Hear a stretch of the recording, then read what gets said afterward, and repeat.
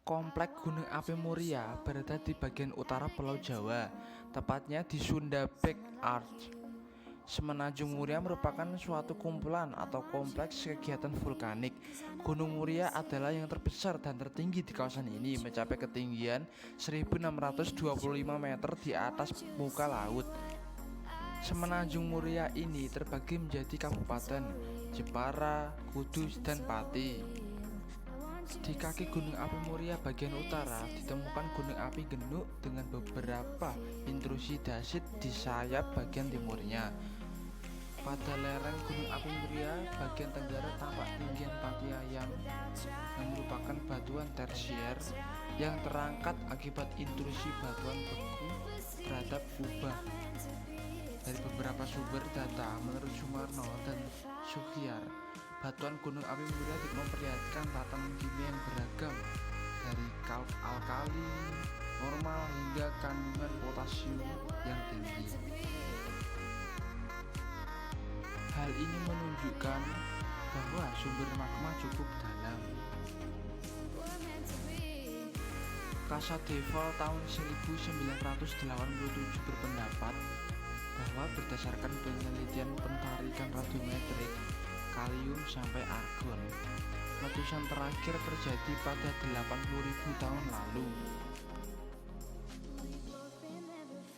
Sehingga menurutnya Gunung Api Muria diperkirakan berpotensi untuk aktif kembali yang memicu seismisitas dan erupsi aliran lava serta erupsi eksplosif material piroklastik. Walaupun saat ini Gunung Api Muria sedang dalam kondisi tidak aktif dan sangat jarang ditemukan lapisan gas.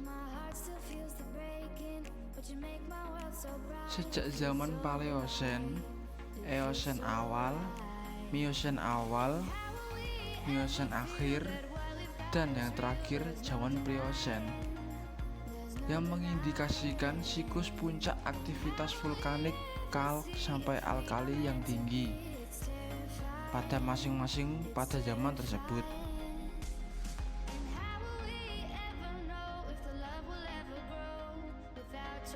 Menurut Sukyar, tahun 1998, magma yang mengandung potasium tinggi terbentuk pada temperatur lebih rendah dibandingkan dengan magma yang mengandung potasium rendah.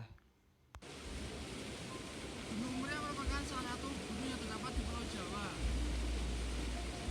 Ini berhubungan dengan zona subduksi yang berumur Miosen. Berbeda dengan subduksi aktif seperti Gunung Merapi ataupun Gunung Kelut. Meskipun demikian, aktivitas magmatik diketahui masih ada di bawah gunung ini. Setidaknya di tahun 2000-an.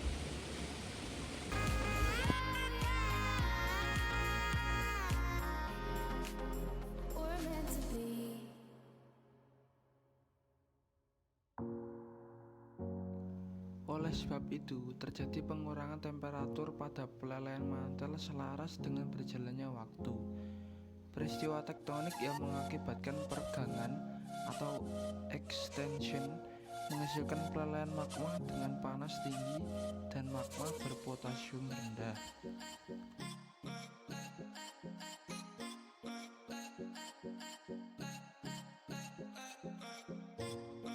Selanjutnya, terjadi peristiwa tektonik yang mengalami perubahan secara berangsur dan mengakibatkan pergangan berhenti serta beralih menjadi bertekanan atau yang biasa disebut compression yang menghasilkan magma berpotasium yang tinggi.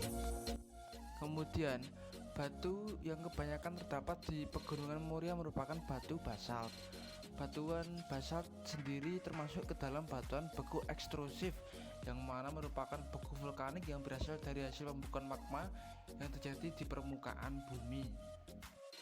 Batu basalt biasanya bersifat masif dan keras. Ini merupakan contoh wujud dari batu basalt yang biasanya digunakan sebagai fondasi bangunan dan rumah.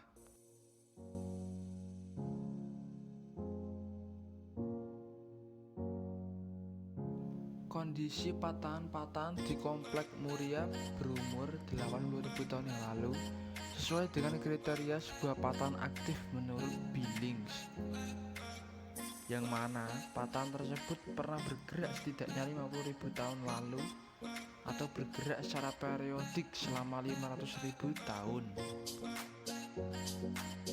Indikasi patahan yang sama juga dijumpai pada patahan yang membelah puncak gunung api Moria bagian barat dan memanjang ke arah utara dan berkelanjut hingga sebelah barat gunung api Genu.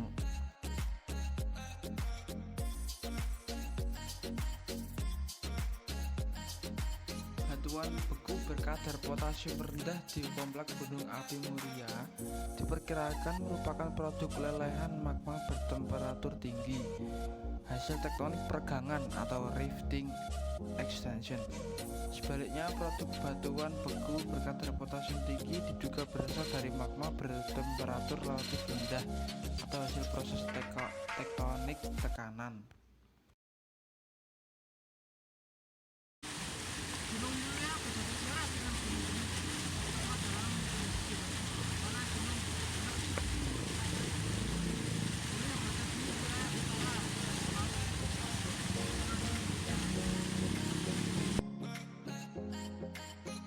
Berdasarkan sejarah tektonik yang berlangsung di daerah Muria berupa tektonik pergangan atau paleogen dan tektonik inversi berupa tektonik tekanan atau neogen akhir, maka batuan vulkanik berkadar potasium rendah boleh jadi berasal dari kegiatan ekstrusi pelelehan melalui bidang sesar paleogen yang teraktifkan kembali.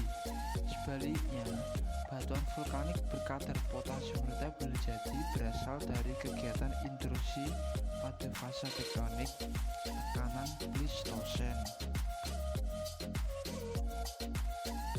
Itu merupakan geologi kompleks secara umum Gunung Muria yang berada di 3 kabupaten, Kudus, Jepara, Pati. Terima kasih.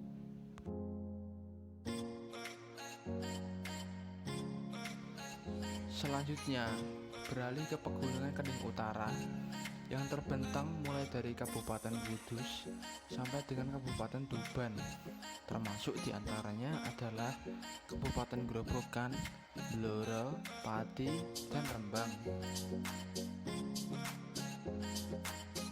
Pegunungan Kendeng Utara merupakan hamparan perbukitan batu kapur yang telah mengalami proses-proses alamiah dalam batasan ruang dan waktu geologi.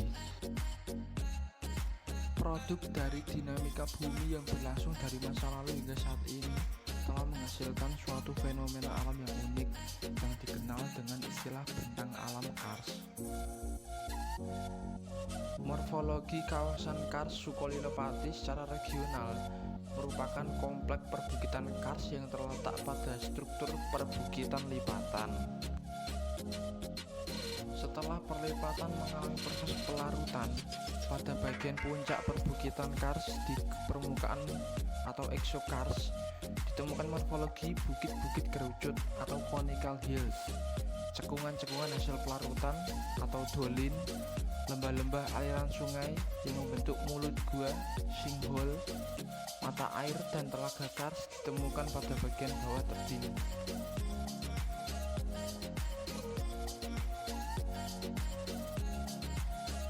Berdasarkan pengklasifikasian fisiografi Jawa oleh Van Bommelen tersebut, maka kawasan Kars Sukolilo-Pati terdapat pada Pegunungan Kendeng Anticlinorium, Bogor, Serayu Utara sampai Kendeng. Tepatnya pada Pegunungan Kendeng Utara yang merupakan lipatan perbukitan dengan sumbung bujur dari arah barat sampai timur dan sayap lipatan berarah utara sampai dengan selatan. struktur geologi yang berkembang di kawasan Kars Sukolilo-Pati merupakan struktur sinklinal. Pada bagian formasi bulu yang menjadi kawasan Kars merupakan bagian dari sinklinal dengan arah sayap utara sampai selatan. Subsinklinal terdapat pada bagian puncak kompleks perbukitan Kars yang memanjang dari Berketal hingga wilayah Wirosari berbatasan dengan Blora. Terdapat juga struktur patahan relatif timur barat daya sampai dengan timur laut. Kondisi struktur geologi demikian menyebabkan batu gamping sebagai batuan dasar penyusun formasi kars Sukolilapati mengalami banyak rekaan, baik yang berukuran besar maupun kecil. Rekan-rekan ini merupakan cikal bakal pembentukan dan perkembangan sistem perguaan di kawasan kars setelah mengalami proses pelarutan dalam waktu geologi.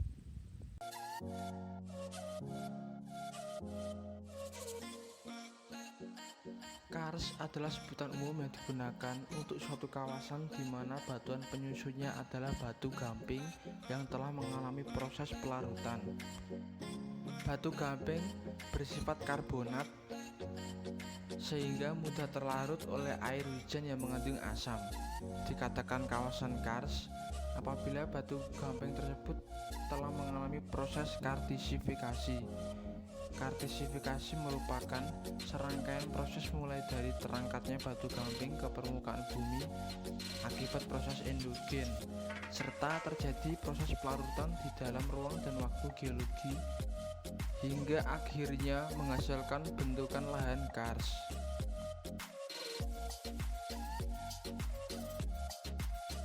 Proses pelarutan oleh air hujan di permukaan menghasilkan batang alam eksokars yang khas, yakni karn atau lebis, bukit kerucut, conical hill, menara kars atau kars tower, lembah atau topografi negatif di antara sekumpulan bukit kerucut, dolin, telaga kars, sungai periodik yang berujung pada mulut gua vertikal atau sinkhole, lubang air masuk atau ponor, sungai permukaan hilang masuk ke mulut gua atau shallow hole, dan lembah-lembah tidak teratur yang buntu atau blind valley. Selanjutnya, proses pelarutan berkembang ke bawah permukaan menghasilkan bentukan di bawah permukaan endokars. Proses tersebut menghasilkan jaringan lorong-lorong kompleks dengan jenis dan ukuran yang bervariasi, membentuk sistem perguaan atau cave system atau sistem sungai bawah tanah. Mulut-mulut gua di kawasan ini tersingkap dengan dua tipe, yaitu tipe runtuhan dan tipe pelarutan dari permukaan. Tipe runtuhan umumnya membentuk mulut gua vertikal, contohnya gua Kembang, Dusun, Mates, gua Lowo, Misik, gua Kali Samping. Tipe ini memiliki karakter banyak terdapat bongkahan batuan yang runtuh dari atap lorong. Hal ini merupakan bukti bahwa sistem gua ini terbentuk pada jalur rekaan yang relatif lemah, sehingga batuan dasarnya labil dan mudah lepas. Di samping itu, juga akan ditemukan lorong-lorong yang berkelok-kelok, seperti retakan batuan. Bukti lain kalau kontrol struktur mempengaruhi pembentukan gua dapat dilihat pada penjajaran ornamen gua di atap-atap yang terbentuk dari hasil pengendapan karbonat hasil pelarutan.